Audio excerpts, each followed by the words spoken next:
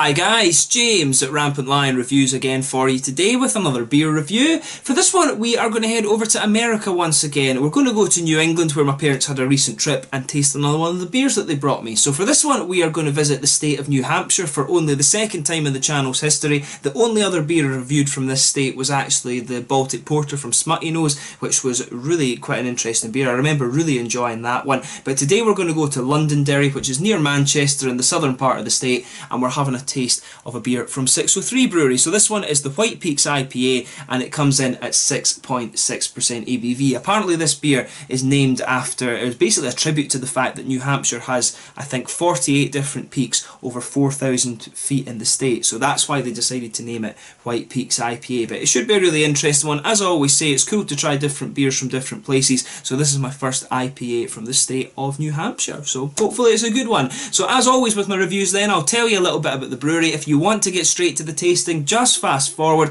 All the usual links are in the description below. That's the brewery website, the link to my future reviews that I'll do from 603. I do have another 3 beers to review from these guys that my parents brought me, so you can look forward to that. There's all the usual social media. If you want to see more beer reviews, do please consider subscribing to the channel. The whole channel has a geography based tagging system, so you can go into the home page and search for beer based on country, city, state, prefecture, whatever it is you're interested in. Do check out the playlist of beers from different countries. There is one there for all the American beers that I've reviewed for you. That's constantly being added to, and as always, please do get in touch and let me know some of the other beers and breweries that you guys would like me to check out. It's always great to hear from you guys that are watching the videos, and the support that you show the channel is hugely appreciated. But anyway, to tell you a little bit about 603 Brewing then before we open up the beer. So as I mentioned to you, 603 Brewing are based in Londonderry in New Hampshire, which is a little bit to the south of Manchester. If I'm remembering right, that is the state capital. It might be wrong on that, but it looks as if it's about an hour or two to the northwest of Boston. America's a big country, of course, so maybe these distances I'm mentioning aren't quite right, but it's in the southern part of New Hampshire anyway. And the company was founded back in 2012 by 3 friends who were studying at university together. They were doing engineering, and this is Dan Leonard,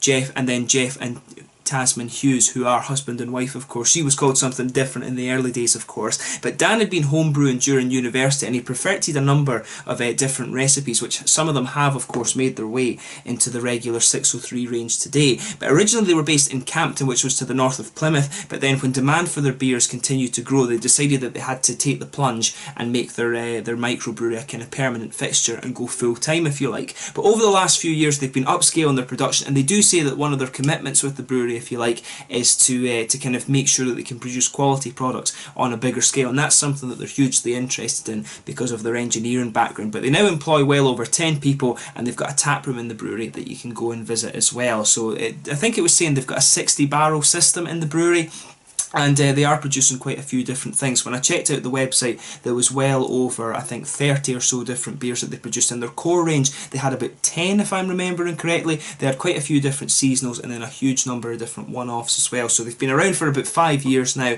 and they are doing pretty well by all accounts. Apparently they're quite a well-known brewery throughout the state of New Hampshire. I think there's something like 40 or 50 different breweries there these days, and like many places across the world, that number is kind of steadily increasing. But they've got a great range of beers there. They've got rye IPAs, double IPAs, red IPAs, and all these sorts of different things. There are a few stouts and porters and things like that as well. So if you do find yourself in Londonderry or in Manchester, of course, make sure you go and check out the 603 Brewery and have a look at their tap room and things like that. I think my mum and dad actually found this brewery by accident and just went in and bought a few of their different beers, which was pretty cool actually. So yeah, that's all you need to know about the brewery just now. Have a look at the websites and stuff in the description below, like I always say, but we'll get on to actually tasting this beer itself. So like I mentioned to you, this one is a 6.6% IPA. This one's hot with Cascade and Columbus, and it also uses a hop blend which is called Falconer's Flight. I've never heard of this before actually, but when I looked it up, it says it's a 7 hop blend named after Northwest brewing legend Glenn Falconer. Apparently a share of the proceeds from every kind of quantity of this hop blend sold goes to his foundation, which does different charitable events, of course. It's got a malt base of Crystal and Carapels malt and some other American malts in there as well, and it uses a house yeast strain. And like I was telling you at the start of the video, this beer is named after, it's basically a tribute to the fact that New Hampshire has 48 different peaks over 4,000 feet in altitude. The Americans, of course, still using feet rather than meters.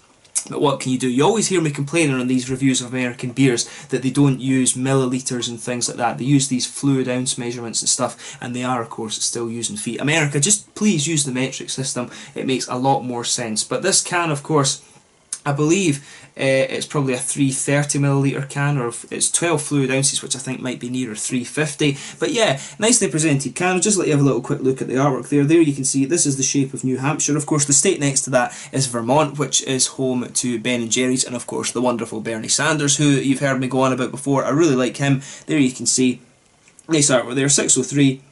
But really nicely presented. Some of the cans have different artworks on them. Quite a few of them are like this with different colour schemes, but some of them do have kind of portraits and stuff on them as well. But it says on the side here, a juicy, dry-hopped India Pale Ale, light in body with a smooth, citrusy finish. And I guess that should be quite interesting. So yeah, without further ado then, let's get this guy out and we'll get on with the tasting. Nice little bit of a smoky opening there, and we'll get it out and into the glass.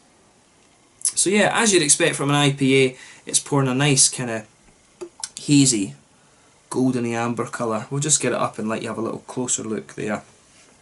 But yeah, if I hold this one up to the light, definitely a nice kind of light orangey hazy colour. You can see there's a little tiny bit of sediment there, quite a few big bubbles sticking towards the side of the glass actually. The head on this one is about a finger thick, and I'd say it's a sort of creamy white colour. Maybe this is just the glass, of course, and it could also be that the fact that this beer has been in the plane and things like that, so it could have been agitated just a little bit, but you can see little tiny bits of sediment just floating around there. If I put my fingers behind the glass, you can see the beer does have a degree of opacity to it, a bit of haze, but not as hazy as some of these other kind of New England IPAs that you're going to come across. But yeah, looks exactly as you would expect. So let's have a closer look at the aroma then and see how we get on. Yeah, so this one, for me, it really leans towards the kind of juicy tropical fruit sort of thing. It's almost got a little bit of a kind of lemongrassy, wet grassy kind of quality to it as well. It's not quite as pungent as some of the other ones that I've come across before, but there's a bit of a kind of tangerine-y, almost orangey note to this one. A little bit of a kind of grapefruit, maybe like pineapple or peach and things. It's kind of a sort of indistinct tropical fruit nose that you're getting from this one. It's almost a little bit like a kind of tropical fruit salad or something like that, but it's not the most pungent of IPAs, if you like. It definitely leans more towards the kind of juicy side of things rather than being really kind of sharp and pungent with its fruity notes. Good bit of grassy hop, like I was saying. You can pick up a little bit of floral aromaticity out of it. With the Columbus, of course, you will get a little bit of spice to it, and you can pick that up just a little bit. But really, it leans more towards being a kind of almost candied tropical fruit sort of aroma, more than anything else. If you shake it up a little bit, you can smell a little bit of that biscuity kind of bready malt coming out underneath as well. But yeah, I mean, overall, it does smell like a fairly nice, quite light, sessionable IPA more than anything. As I always say, just take a little bit of time and enjoy the aroma of the beer before you get stuck into it. But with this one, I think, yeah, fair to say it's a kind of candied tropical fruit note that's coming off this one. Like I say, not as hot, kind of punchy with its hoppy notes as some of the other ones that I've come across. But we'll have a go at this now and see how we get on with it. So this one is the White Peaks IPA from the 603 Brewery in Londonderry in the southern part of New Hampshire in America. Let's get stuck into this one. Once again, thank you to my parents for bringing these beers over, and you will see another 3 reviews from these guys in the fairly near future. Let's get stuck in. Slàinte.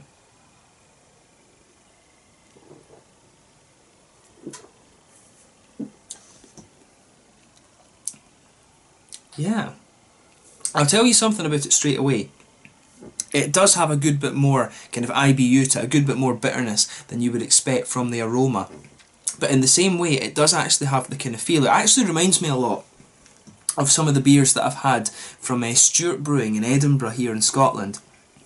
It just has that nice kind of juiciness to it. I do like the feel that this beer has. I think in terms of conditioning, just the flavour profile and things that you're getting out of this one, this would be a really interesting beer to do on these kind of pool casks, on the cask beers that we have here in Scotland, and they're very popular in England with real ale and things like that as well. This beer would actually work really, really well with that, which is quite interesting. It's not often you come across an American beer where you think that actually, but with this one, just the way the flavours and stuff come out, this would be a really good beer to cask condition. I don't know if they've ever done it, do tell me in the comment section below, but just the flavour profile of this would match that really well.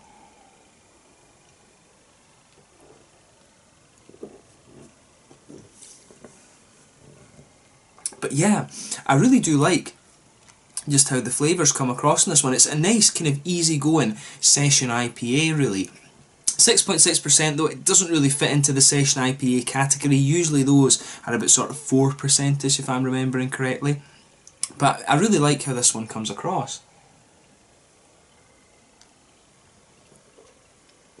So yeah, with this one, let's focus on the malt base first. So really, it's quite a bready malt base that you have going on this one, but there is a good bit of sweetness on top of that. So yeah, there's a nice sort of a white bready character there. It's almost got a little bit of a kind of buttered toast element to it. Right in the middle of your palate you can pick up a nice kind of biscuity roundness. So there is a little bit of a slightly sweeter and almost toasty caramel coming out of this one, but really it leans more towards that kind of buttered, toasty and biscuity flavour. I do like how that comes across, and as the flavour progresses you do start to get a little bit more of that. It's just interesting to see how this one develops, and it blends really well with the kind of orangey tangerine flavours that are coming out of the hops, which is quite interesting.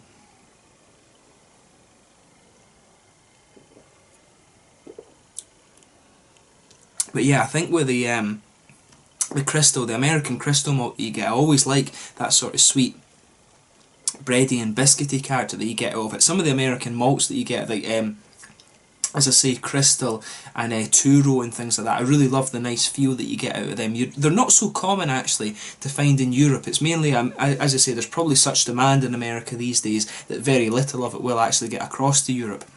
But American Turo malts are one that I really enjoy, and it is cool to kind of come across American beers that are using Crystal and things like that, because it's just not something that you come across all that often in Europe these days.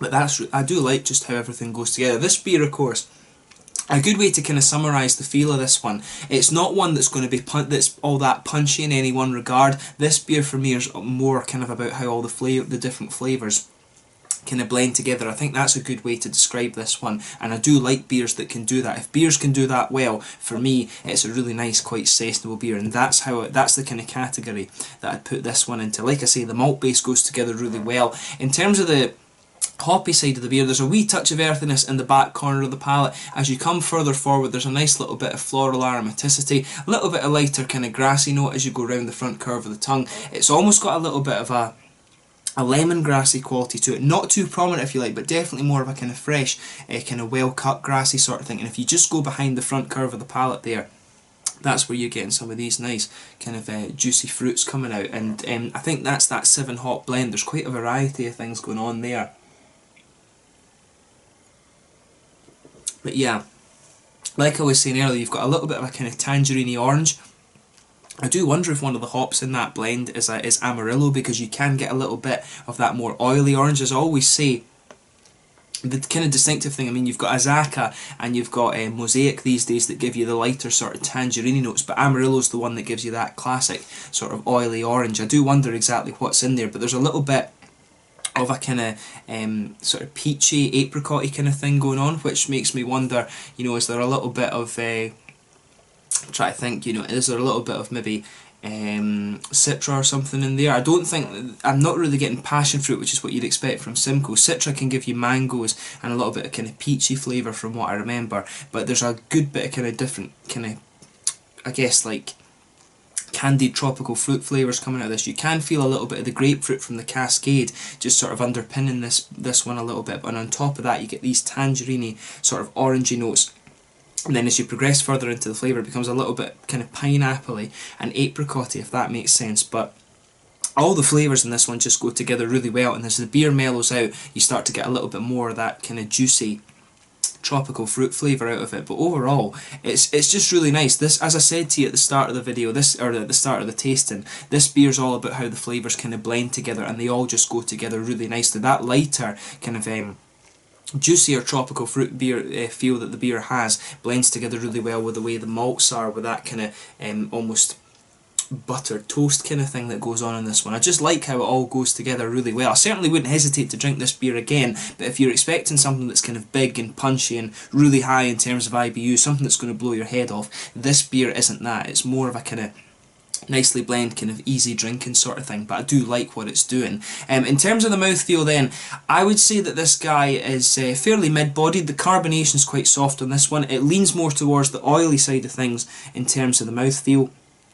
The malt base, like I was saying, it is more sweet. It doesn't really have any bitterness to it at all. It's like a sort of buttered toast kind of thing that's going on with this one. There is a good little bit of hoppy bitterness, but it does kind of lean a little bit more towards the juicy side of things in terms of the hops. There's a good little bit of fruity, juicy character to this one. If you're watching in Scotland, a good way to a good kind of descriptor for this beer, if you think of some of these things like Cap High and Radical Road and stuff like that from Stewart Brewing in Edinburgh, this is a really good kind of this beer has a lot of the same kind of feel to it as that, but so if that's your sort of thing, definitely go for it. But it's a nice kind of juicy and sweet malty IPA. I always like these IPAs that can find a good balance between the hoppy side of things and the malt side of things. I always feel you're missing a little bit if you don't put in a little bit kind of caramel or biscuit malt just to give it that slightly sweet backbone. But overall, it's a really nice beer. It's certainly not one that's going to blow your head off in terms of IBUs or anything like that. This one is all about how the flavours blend together, but it does that really well. I think that's a good way to kind of sum up this beer, so I won't kind of rant on any more with it. But a really nice beer, and it definitely makes me interested to try the other ones that these guys have. So in the next couple of videos, you'll see me do some of the other ones. But a really nice beer, and I recommend you have a go at it for yourself. So yeah, once again, thank you for watching my beer reviews. Until the next time, please like, subscribe, share, all the usual YouTube stuff. Let me know your own thoughts on this beer in the comment section below. Let me know what your favourite beers are from 603 Brewery as well. Let me know some of the other New Hampshire breweries that I can check out, because I've not heard all that many. This is only my second review from the state, like I was saying. But thank you once again for watching. Until the next time, please like, subscribe, share, all the usual YouTube stuff. Check out my usual social media, and do support your local craft brewery. So this one was the White Peaks IPA from 603 Brewery in Londonderry in New Hampshire, North America. Once again, thank you to my parents for giving me this beer, and I will catch you guys very soon. 603 Brewery in Londonderry, New Hampshire. Slange just now.